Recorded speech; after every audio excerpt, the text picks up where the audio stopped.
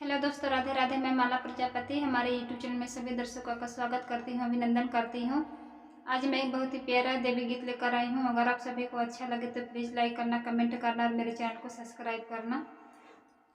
मैया कहाँ लगैलू इतनी देरिया, पूजनिया जुनिया बीतल हो। मैया कहाँ लगैलू इतनी देरिया, पूजनिया जुनिया बीतल हो। बेटी आवत रहली तू हरी नगरिया, डगरिया एक अंधा मिलल हो। बेटी आवत रहली तू हरी नगरिया, डगरिया एक अंधा मिलल हो।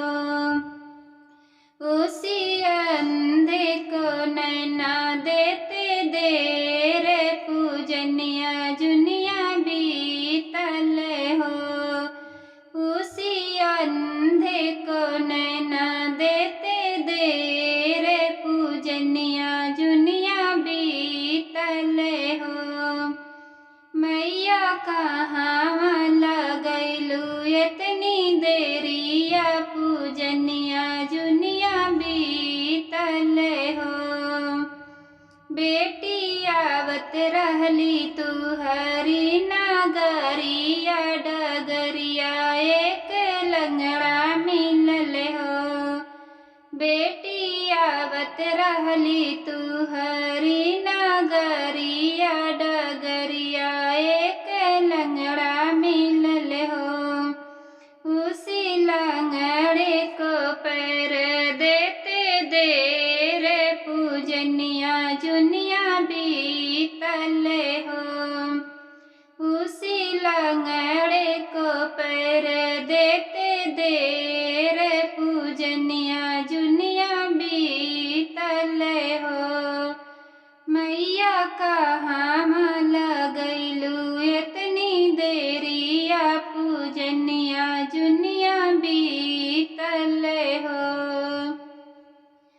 मैया कहाँ लगैलू इतनी देरिया, पूजनिया जुनिया बीतल हो।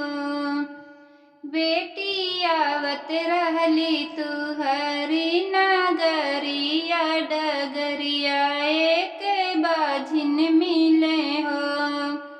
बेटी आवत रहली तू हरी नगरिया, डगरिया एक बाझिन मिले हो।